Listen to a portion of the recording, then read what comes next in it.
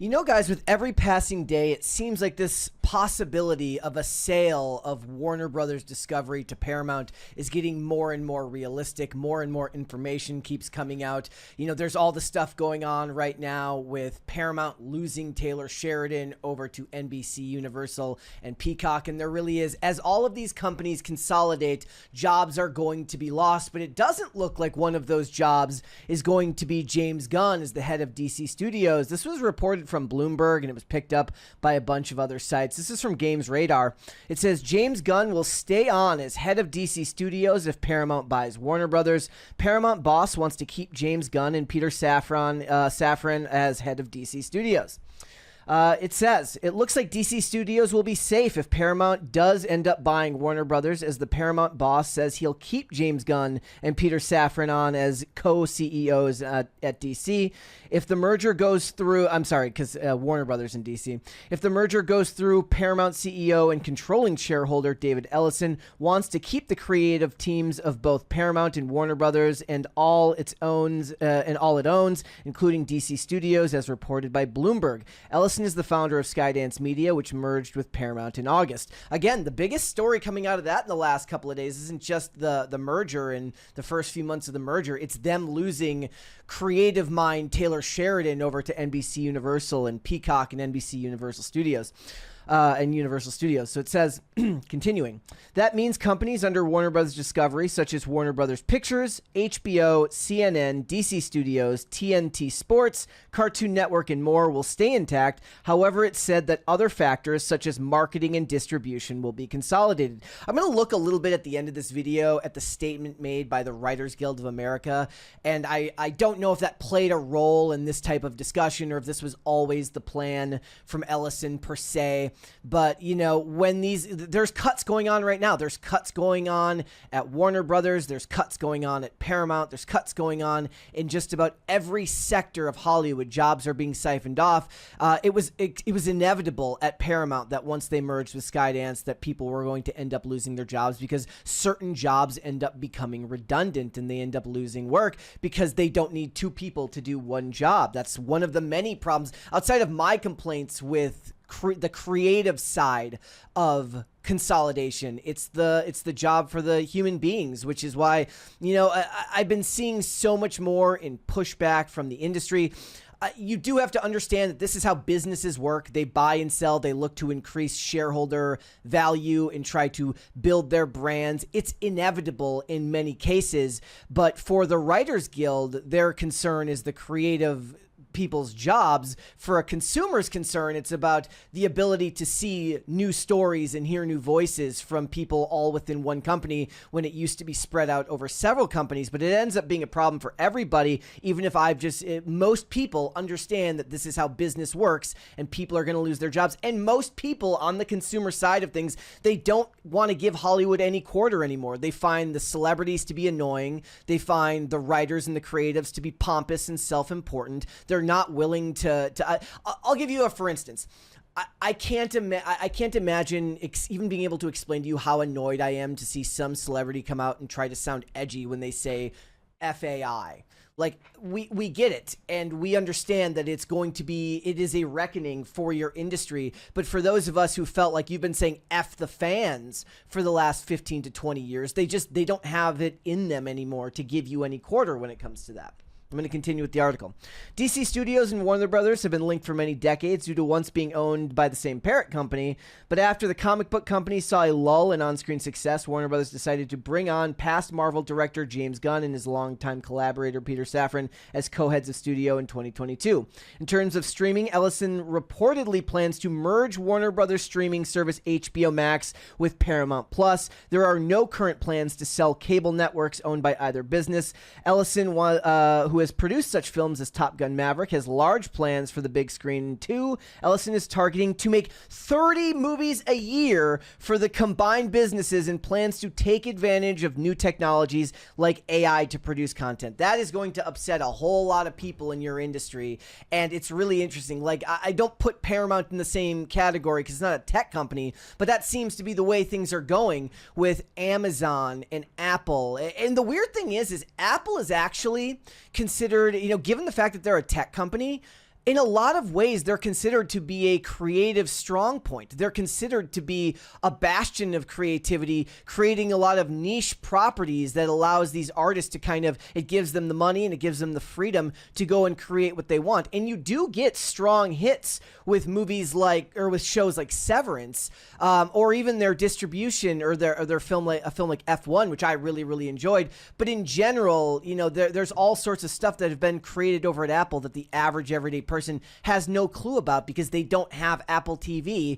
And I guess the big question for a lot of people is, if nobody's watching it, what does it matter? You can have all the creative freedom in the world, but if it's not resonating with audiences, if it's not bringing in new subscribers, you can only subsidize for so long before the business has to put their foot down and say, look, we have to turn a profit. This company is not here to exist on the whims of the creatives so that they can feel, I guess, fulfilled in their work. That's not the point. It's a business. It's one of the bones of contention that kind of runs the through line in Hollywood, is that it's creatives who want to share their vision with the world, and it's executives who want to make money and turn a profit, and then they have to pay lip service to the creatives because they have to have this kind of contentious working relationship that you never know, you know, who's going to get the better of whom. But at the end of the day, it's always the executives. The people with the purse strings are the ones who decide what gets made. And for the pragmatic consumer who just wants to see great art made, but also understands that business is not that simple, you're like, look, okay, you have a great creative idea. There was the whole thing about Dakota Johnson the other day. She was calling all this into question. You know, they don't trust the creatives to bring their vision to the world. No, they don't. If you're giving somebody $200 million, you're not going to just trust on its face that some creative is going to be able to turn a profit for you. They are business minded, and that doesn't always translate to great art. What it usually translates to is slop. It's the sequels, it's the remakes, it's the revivals. It's all of the things that they can get as close to a sure thing on as physically possible without, you know, completely being something brand new. They're just going to rehash every story, and they're going to keep doing that because it's the closest thing to a sure thing that they have. And the Writers Guild of America did make a statement about this. I think it was like 5 days ago. And I don't know, I don't believe for a second that this had anything to do with David Ellison saying that he wants to keep the creative teams on. I don't believe that they're all that terrified of the creatives, especially with the rise of AI and the continuing slashing of jobs. I don't buy for a second that they're shaking in their boots at the next contract negotiation, because most of these companies, I don't know if too big to fail is the word, but they'll wait these creatives out. They'll give them the crappy deal they want, and they will continue to work on projects that eliminate their jobs. They're going to make them sign contracts that force them to create work that company is allowed to train artificial intelligence on, which is one of the big things that keeps going on. And I don't think that last contract negotiation for the actors and the directors and the writers back in 2023, I think the directors signed their new deal pretty quickly, but the writers and the directors took a lot longer. It was a dual strike, and I don't think that they're going to get everything they want. I think that these companies are just going to wait it out. But this was the statement made by the Writers Guild of America. This was an article from Variety. It says the statement comes 2 days after Warner Brothers said it's considering multiple offers from Paramount, freshly acquired by David Ellison Skydance is the most eager suitor. Any deal involving another content producer would shrink the number of buyers in the marketplace. The quote says, "Merger after merger in the industry has harmed workers, diminished competition and free speech, and wasted hundreds of billions of dollars better invested in organic growth." The Writers Guild of America said in a statement on Thursday, combining Warner Brothers with Paramount or another major studio or streamer would be a disaster for writers, for consumers, and for competition. The Writers Guild of America will work with regulators to block the merger. Look, that's why they're terrified about the idea of Skydance and Paramount being the one to buy Warner Brothers, because David Ellison is the son of Larry Ellison, as you know, I've mentioned multiple times. They have a strong working relationship with Donald Trump.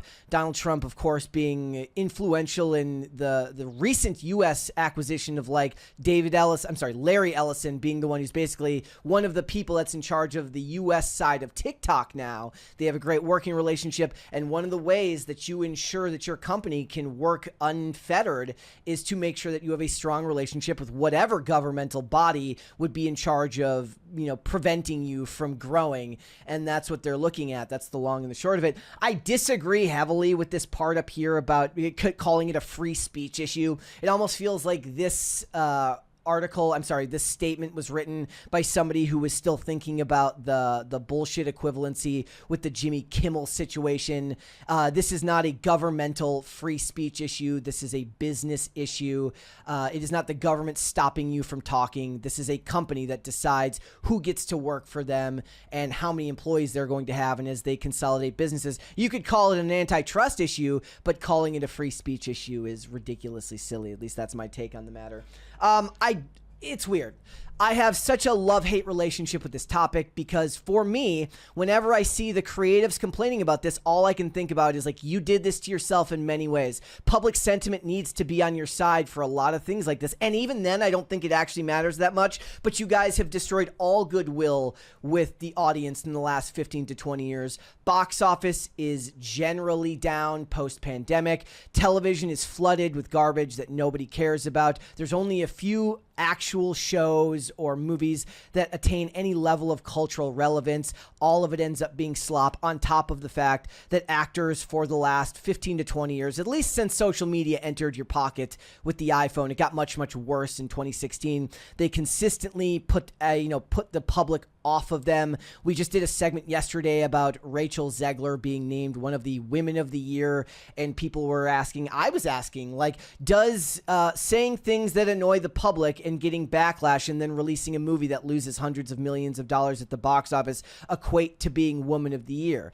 I don't think that it does. Why wasn't it somebody like Scarlett Johansson, who this year became the #1 highest grossing actor of all time at the Hollywood box office? Not highest grossing Hollywood actress, Hollywood actor in general, meaning of any of them. Why am I supposed to sympathize with these actors or these creatives who are constantly combative with everyone around them? They're combative with the studios who pay their bills. They're combative with the people who are supposed to be going to watch their movies, which theoretically are the ones who pay the studios, which pays their bills. They're combative with everyone, but they want everything in return. It doesn't make any sense to the layman on the outside who doesn't want to listen to the complaining. But let me know down below, guys, is this the type of thing? Am I right in this? Do the actors have a leg to stand on here? I don't personally think they do as far as the pragmatic solution of the matter, but I also, I don't want to see anyone lose their job. I don't relish the idea that people are going to be put out of work, but it's like when it's not your industry, you just understand that that is the way the world works. In a lot of ways, it feels like AI is going to make all of us irrelevant at some point. Not to quote Person of Interest, at some point it will be AI Brett here doing podcast segments, and that's what you guys will be listening to. Let me know down below, guys, what do you think about all of it? If you don't know what the podcast is, it's Pop Culture Crisis. We are live Monday through Friday, 3 p.m. Eastern Standard Time, which is, of course, noon Pacific. See you there, guys. Thanks for watching. Listen to full episodes of Pop Culture Crisis on Spotify. Keep up with us on social media and make sure you subscribe and ring that bell so you never miss the show. Bye, guys.